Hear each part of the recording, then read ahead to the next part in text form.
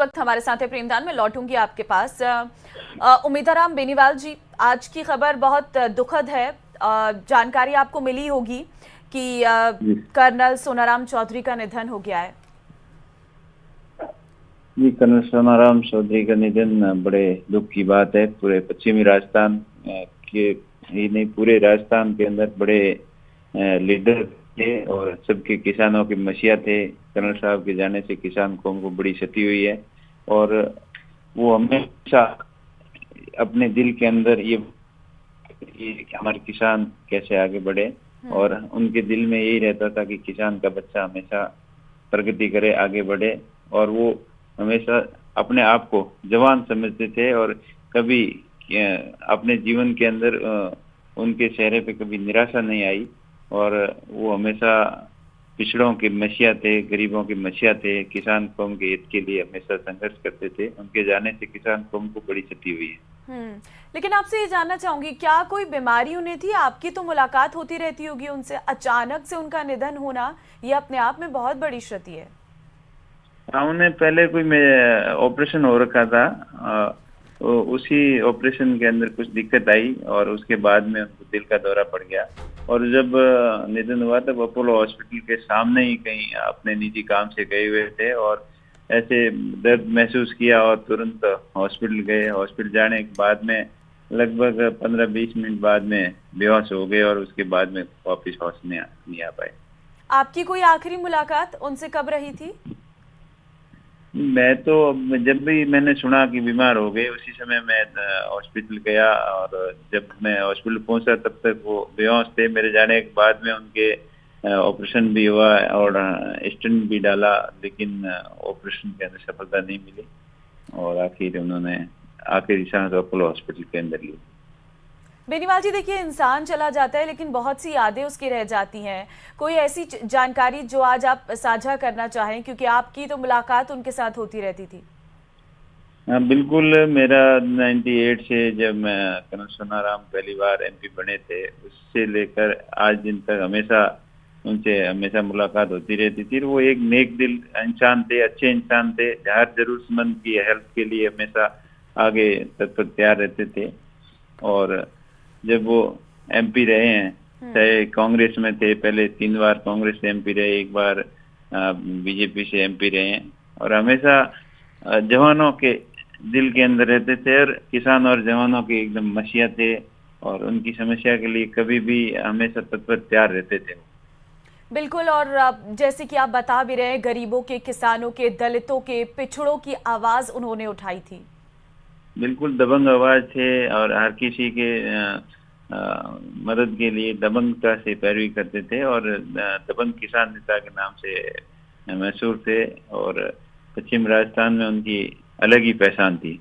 बिल्कुल, पश्चिमी राजस्थान को खास तौर पर एक बहुत बड़ी क्षति हम बेनीवाल जी से मानेंगे। जी ठीक है, बहुत धन्यवाद हमारे साथ जुड़ने के लिए।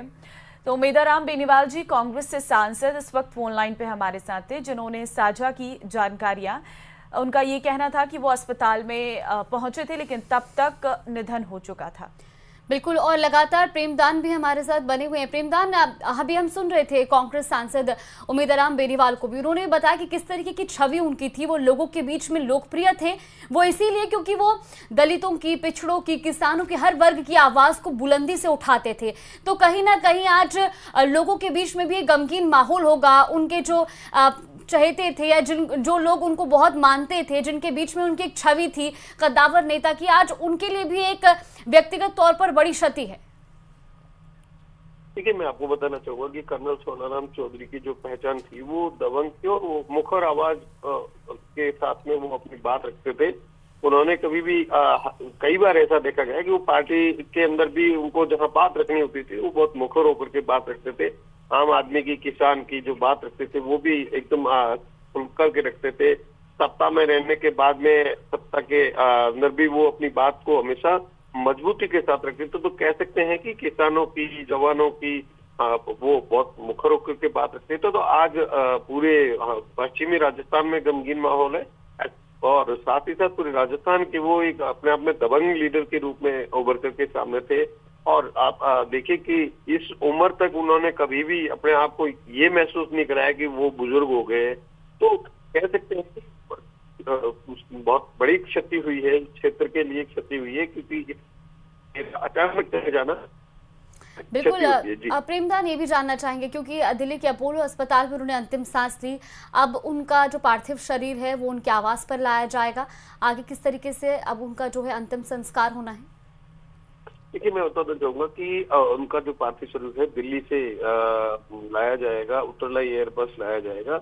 यहाँ से उनका जो मकान है बाड़मेर में, वहाँ रखा जाएगा, अंतिम दर्शन के लिए रखा जाएगा। और उसके बाद में बाड़मेर से उनके जो पैतृक गांव है मोहनगढ़, वहाँ ले जाया जाएगा, जहाँ पर उनका अंतिम जो संस्कार होगा। तो क्योंकि इसके लिए कि जैसे ही पूरी ये खबर बाहर निकलने के बाद में दमदम माहौल है और जो लोग हैं वो भी जुटना शुरू होंगे, तो कह सकते हैं कि पूरे क्षेत्र के लिए अपने आप में क्षति है। और ऐसे दबंग नेता जो कि 4 बार सांसद रहे, विधायक रहे, उनके बीच से चले जाना तो लोगों के लिए अपने आप में दुख की बात भी है और क्षति भी हुई है। जी बिल्कुल प्रेमदान, इसीलिए कहीं ना कहीं हम संदेश देख रहे हैं हर किसी का कि एक युग का अंत, हर कोई ये एक टैगलाइन जो है वो देता हुआ नजर आ रहा है। इससे हम साफ ये महसूस कर सकते हैं कि कैसे उन्होंने अपनी छवि लोगों के बीच में बनाई थी। और ये कहना भी गलत नहीं होगा, जितना उन्होंने अपना राजनीतिक जो सफर रहा उसमें उन्होंने सांसद वो बने, विधायक वो रहे। बिल्कुल कह सकते हैं कि वो काफी दबंग थे और अपनी आवाज के जरिए यहाँ के जो इस क्षेत्र की समस्या को लेके, यहाँ के लोगों की बात को लेकर के उन्होंने कभी भी मतलब ये नहीं सोचा। वो अपने जनता के बारे में आवाज उठाते थे और उसी आवाज के कारण और उनकी दबंगता के कारण हर कोई आदमी जो है अपने आप में, कर्नल सोनाराम चौधरी जो कर्नल रहने के सेना के बाद में वो डिसिप्लिन में भी रहते थे हमेशा और आम आदमी की आवाज को उठाते थे। उनके लिए सबसे महत्वपूर्ण इस क्षेत्र की जनता थी और उसके लिए हमेशा अपनी आवाज को बुलंद रखते। बिल्कुल, और क्योंकि वो आम आदमी की आवाज थे, उनकी जो तमाम मुद्दे थे उनको उठाया करते थे और इसीलिए उनका जो राजनीतिक सफर था या जो राजनीतिक गलियारों में आज शोक है वो तो है ही, लेकिन साथ ही साथ जो जनता है, जो उनकी समर्थक थी, आज वो भी कहीं ना कहीं उनको भी क्षति पहुंची है। और राजनीतिक गलियारों में आज उन्हें किस तरीके से याद किया जा रहा है प्रेमदान? देखिए, हर किसी को, क्योंकि कर्नल सोनाराम चौधरी का अचानक से इस तरीके की खबर निकल के आना कि उनकी तबीयत, क्योंकि कल रात को जैसे ही ये खबर निकल के आई उसके बाद से लगातार जो सोशल मीडिया है या लोगों के जरिए ये मैसेज, उनके लिए दुआएं की जाए कि वो तत्काल स्वस्थ हो जाए। लेकिन डॉक्टरों की मेहनत उनको बचा नहीं पाई और उनके निधन की जैसे खबर आई तो ये अपने आप में पूरे क्षेत्र के अंदर शोक की लहर दौड़ पड़ी और पूरे लोगों के अंदर हर कोई एक दबंग नेता को खोने को गम महसूस कर रहा है। प्रेमदान, आपसे ये जानना चाहेंगे क्योंकि एक कद्दावर जाट नेता के रूप